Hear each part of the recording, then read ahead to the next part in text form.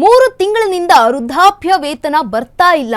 3 ತಿಂಗಳಿನಿಂದ ವಿಕಲಚೇತನರ ಪೆನ್ಷನ್ ಕೂಡ ಬರ್ತಾ ಇಲ್ಲ.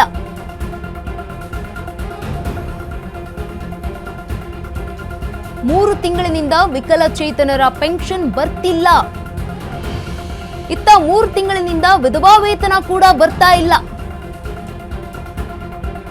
ಮಾಶಾಸನ ನಂಬಿಕೊಂಡ ಲಕ್ಷಾಂತರ ಮಂದಿಗೆ ಈಗ ಸಂಕಷ್ಟ ಎದುರಾಗಿದೆ. ಗ್ಯಾರಂಟಿಗಳ ಭಾರದಿಂದ ತತ್ತರಿಸ್ತಾ ಸಿದ್ದು ಸರ್ಕಾರ ಅನ್ನುವಂತಹ ಪ್ರಶ್ನೆ. ಸಚಿವೆ ಲಕ್ಷ್ಮಿ ಹೆಬ್ಬಾಳ್ಕರ್ ಅವರೇ, ನಿಮ್ಮ ಇಲಾಖೆಯಲ್ಲಿ ಏನಾಗ್ತಾ ಇದೆ? ಯಾಕೆ 3 ತಿಂಗಳಿನಿಂದ ಮಾಶಾಸನ ಹಣ ಕೊಡ್ತಾ ಇಲ್ಲ? ರಾಜ್ಯದ ಮೂಲೆ ಮೂಲೆಗಳಿಂದ ಅಶ್ವವೇಗ ವರದಿಗೆ ಭಾರಿ ಸ್ಪಂದನೆ ಬರ್ತಾ ಇರುವಂತದ್ದು. ಮಾಸಾಶನ ಕೊಡುವ ಸರ್ಕಾರ, ಇದು ಅಶ್ವವೇಗ ನ್ಯೂಸ್ ಅಭಿಯಾನ.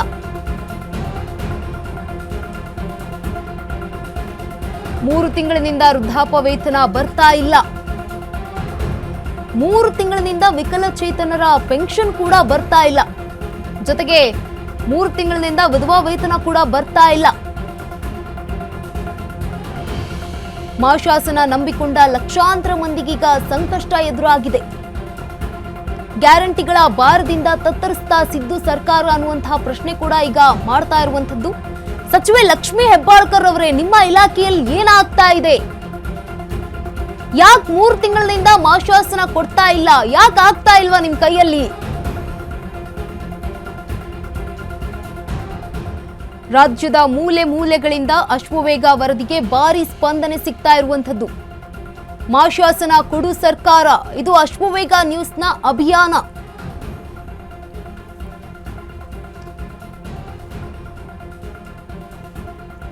ಮೂರು ತಿಂಗಳಿನಿಂದ ವೃದ್ಧಾಪ್ಯ ವೇತನ ಬರ್ತಾ ಇಲ್ಲ. ಜೊತೆಗೆ ವಿಕಲಚೇತನರ ಪೆನ್ಷನ್ ಕೂಡ ಬರ್ತಾ ಇಲ್ಲ. ವಿಧವಾ ವೇತನರ ಪೆನ್ಷನ್ ಕೂಡ ಬರ್ತಾ ಇಲ್ಲ. ಏನ್ ಮಾಡ್ತಾ ಇದೆ ಸರ್ಕಾರ?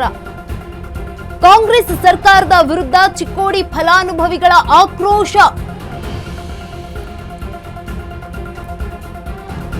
ಸಚಿವರ ಶಾಸಕರ ಖಾತೆಗೆ ಮಾತ್ರ ಬರ್ತಾ ಇದೆ, ಆದ್ರೆ ನಮಗ್ ಬರುವಂತಹ ಮಾಶಾಸನ ಹಣ ಯಾಕೆ ವಿಳಂಬ ಆಗ್ತಾ ಇದೆ? ರಾಜ್ಯ ಸರ್ಕಾರಕ್ಕೆ ಅಶ್ವವೇಗ ನ್ಯೂಸ್ ಮೂಲಕ ನೇರ ಪ್ರಶ್ನೆ ಮಾಡಿದ್ದಾರೆ ಜನರು. ನಾವು ಪಿಂಚಣಿ ಹಣದಿಂದಲೇ ಜೀವನ ನಡೆಸ್ತಾ ಇದ್ದೇವೆ.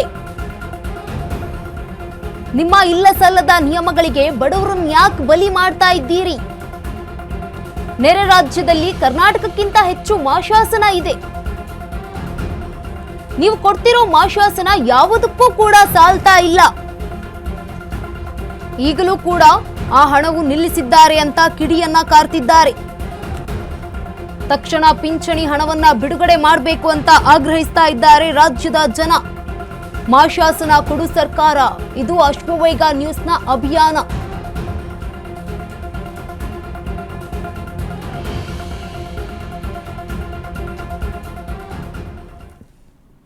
ಆಗಲ್ಲ, ಅದರಿಂದ ಜಾಸ್ತಿ ತೊಂದರೆ ಆಗಿದೆ.